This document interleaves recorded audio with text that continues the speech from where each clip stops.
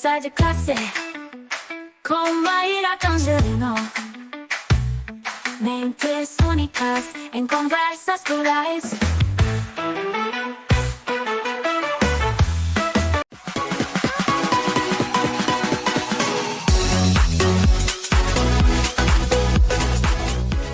Olá, pessoal! Boas-vindas a mais um Conversa de Classe. E, gente, hoje eu tenho uma alegria imensa de receber uma pessoa que transita de uma forma incrível e de uma forma muito bonita sobre vários mundos. Ele fala de cultura, ele fala de educação, ele fala de psicanálise. Inclusive, ele foi indicação de uma pessoa que já veio aqui ser entrevistada e ela indicou, assim, muito, que disse que, ó, essa entrevista vai valer a pena, né? Eu estou aqui com o Ivan Neves, né? Ele é gestor de projetos culturais, também é psicanalista e professor. E eu já combinei aqui nos bastidores que a gente vai começar começando. Eu vou mandar aqui a primeira pergunta para ele. Ivan, você tem uma trajetória profissional muito rica, atuando nos projetos culturais, na educação e também na psicanálise. Essas áreas, elas têm um fio condutor que as une, né? É a minha primeira pergunta aí para você. E de que forma essa experiência que você tem tão multifacetada moldou a sua percepção sobre acolhimento terapêutico, especialmente no contexto escolar? Ivan Neves, professor psicanalista Ivan Neves, com muita honra e muita alegria. Bem-vindo ao Conversa de Classe. Obrigado, Maíra. Obrigado a todos que estão acompanhando. Agradeço também a Miriam, né, pela generosidade de ter estreitado esse contato.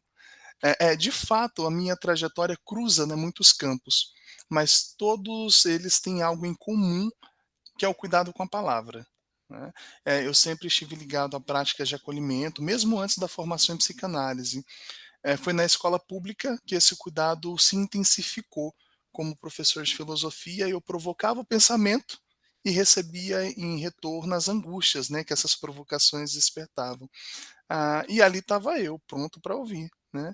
Quando a escola onde eu lecionei virou uma escola em tempo integral, a função de tutor me colocou ainda mais próximo dos estudantes, dos alunos, e foi nesse contato direto, né, com suas histórias, com suas trajetórias, que percebi que havia sofrimento demais circulando naqueles corredores.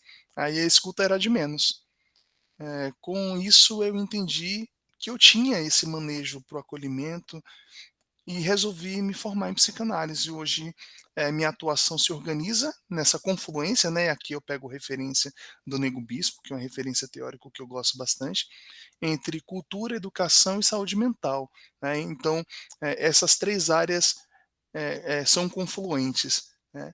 Isso não é sobre somar áreas, é sobre criar sentidos, sentidos no encontro entre elas, né. A escuta é uma tecnologia social que a escola ainda não sabe usar. De fato, a escola não sabe usar a escuta como essa tecnologia social. Ivan, que resposta linda. Eu confesso, assim, que já deixou meu olho brilhando aqui, né. E até me chamou a atenção, porque você falou muito da escuta, né. E acho que a psicanálise, ela ensina isso, né, que a escuta, ela é fundamental e você chamou a escuta de tecnologia social. Olha, já aprendi uma coisa aí, com você, né. O que eu queria te perguntar, no ambiente escolar, a gente tem muita demanda, né, e a pressão, às vezes, ela é bastante constante aí sobre educadores e educadoras, né.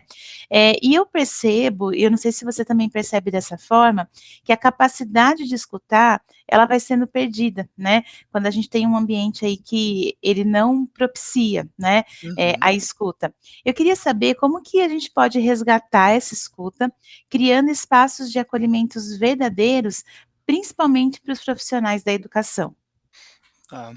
A escola de fato, né, exige muito do professor, exige uma escuta constante, mas raramente oferece um espaço, né, onde ele mesmo possa, ser escutado, né.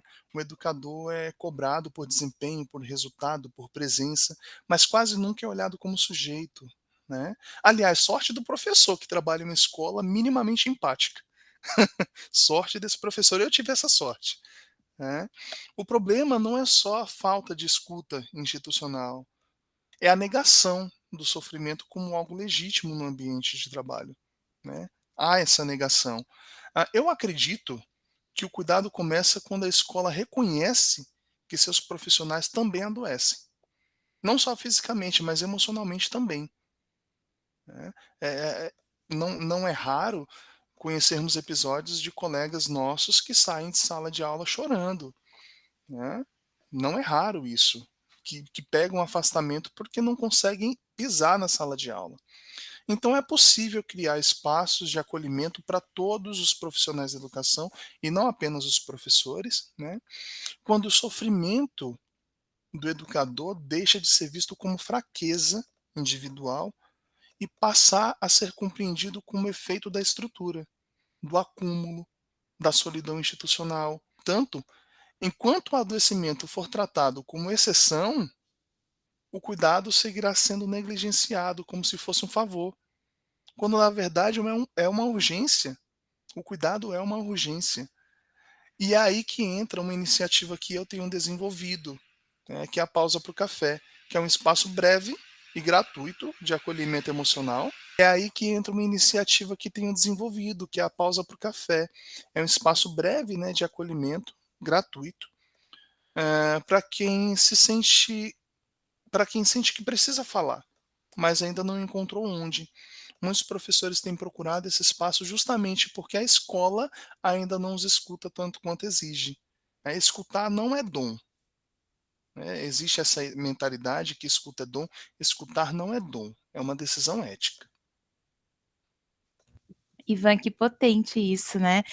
E inclusive também eu até compartilho informação, né, com professores e professoras, que escutar é uma habilidade que a gente aprende, né.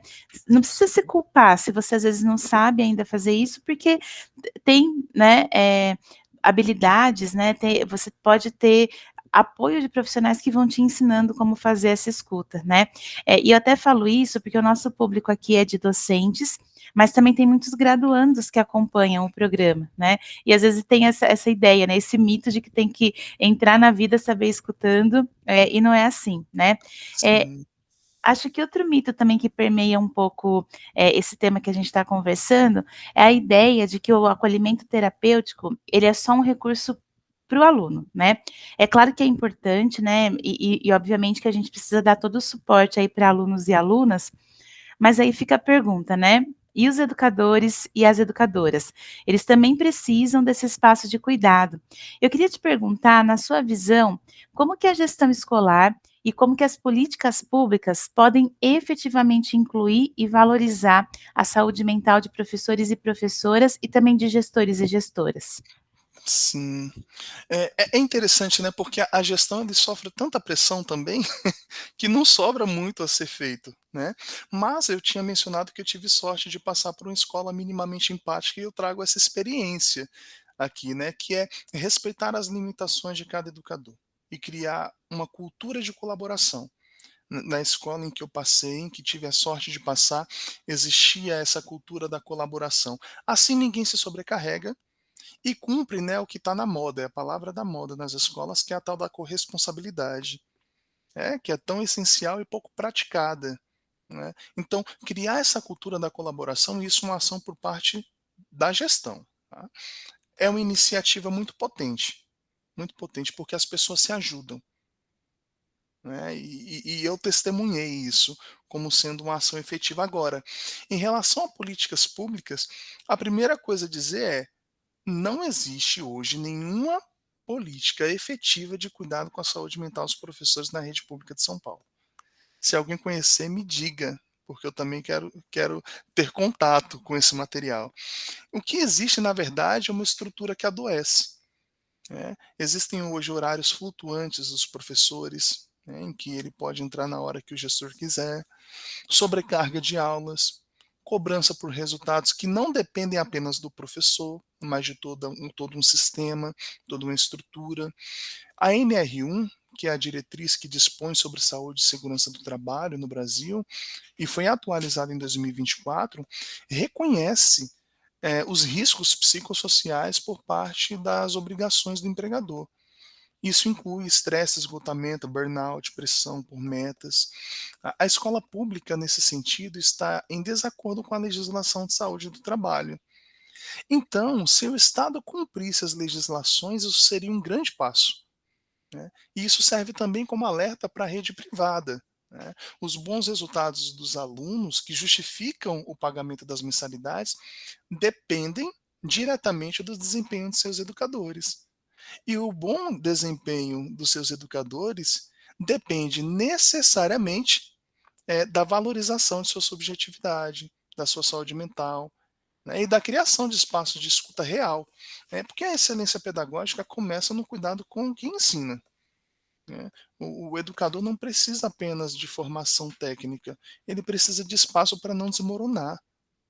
Não existe educação de qualidade onde o cuidado é visto como fraqueza, né, e é isso que a gente percebe nas salas de aula, né, o cuidado com quem educa é visto como fraqueza, né, e valorizar o professor não é só dar bônus, é dar escuta, é criar condições para que ele permaneça inteiro e não apenas presente, né. Aí eu falo isso, daqui a pouco vão querer acabar com os bônus dos professores, não façam isso, pelo amor de Deus, não acabem com os bônus dos professores. Até porque uma coisa não tem nada a ver com a outra, né, Ivan? Exatamente. É, e de fato, né, nunca foi tão urgente a gente olhar mesmo para esse cuidado que a gente precisa ter conosco, né, e aí a responsabilidade também de cada pessoa com isso, mas é claro, a gente também precisa, né, que essa responsabilidade seja vista, como real e como natural, né, não criar, né, nenhum mito aí, em cima dela. A gente Sim. está caminhando aqui para o finalzinho, né, e você tem um trabalho com os grupos minorizados, é uma atuação forte aí que você faz, né. Pensando um pouquinho nesse foco, eu gostaria de saber como que o acolhimento terapêutico pode ser uma ferramenta de fortalecimento e de inclusão para educadores e educadoras que se sentem à margem, né, seja aí por sua identidade, por suas pautas, ou até pela forma mesmo como elas são percebidas na sociedade. Quando falamos de professores que ocupam posições marginalizadas, né, seja por raça, gênero, sexualidade, território, história, a gente não está falando só de inclusão, a gente está falando de reparação, reparação. O professor negro, por exemplo, ele carrega o peso simbólico de ser exemplo, resistência e alvo, né, tudo ao mesmo tempo, né. E muitas vezes ele adoece sem ter a quem recorrer, porque o Estado não cumpre o seu dever de auxiliá-lo nesse sentido. Então o acolhimento terapêutico, nesse caso, não é um luxo, é uma ferramenta de fortalecimento, ele permite reconstruir o valor simbólico de sua fala, por meio de sua fala, da identidade do sujeito, da presença na escola. Então a gente costuma dizer que a terapia é um lugar de cura pela fala, né, Freud já dizia isso lá atrás, né, a psicanálise é um lugar de cura pela fala. Então por meio dessa fala, o sujeito vai ressignificando, toda uma estrutura simbólica, né. Então, como a terapia, como a psicoterapia ajuda o profissional da educação nesse sentido? Pela reconfiguração, do valor simbólico. Do seu valor simbólico, porque ele tem um valor simbólico, e não apenas seu, né, de tudo que o cerca. Então a escuta devolve algo que muitas vezes lhe foi negado, o direito de existir, sem ter que se justificar o tempo todo, né. Então a escuta é uma forma de devolução de existência. É isso que a psicoterapia é, para um profissional da educação. É uma forma de devolução da própria existência, enquanto tal. Ivan, estou muito impactada, né, com as suas respostas, com o seu conhecimento e principalmente com a sua sensibilidade, né. Eu gostaria de agradecer você por ter trazido esse espaço aqui no Conversa de Classe, por ter compartilhado com a gente, né, o seu conhecimento e gostaria de saber, você quer deixar uma mensagem de finalização para quem está assistindo a gente? Quero sim, por favor. Vou aproveitar esse espaço, pra isso. Se priorize, se priorize. Eu costumo dizer que a gente precisa aprender a ser um pouco mais egoísta. E ser egoísta, não é, deixar de lado as outras pessoas, mas é se priorizar. Porque se você não se prioriza, você não tem condições, de dar o melhor ao outro, né, de dar o seu melhor ao outro. E se tratando de um profissional da educação, tudo que um professor faz é se entregar ao outro. Eu ia dizer se doar, mas não é uma doação, porque a gente recebe por isso e tem que receber. Mas é se entregar. Então ele entrega o seu melhor ao outro. Mas que melhor você está entregando, se você talvez não esteja tão bem? Então, priorizar-se é fundamental, é necessário, e isso passa pela escuta de si mesmo. E isso se dá num espaço terapêutico, num espaço analítico. Perfeito, Ivan, que mensagem linda, né. Quero novamente agradecer a sua presença. Muito obrigada mesmo de você, ter dividido aqui a sua fala com a gente. E pessoal, a gente se vê no próximo Conversa de Classe. Até mais. Obrigado.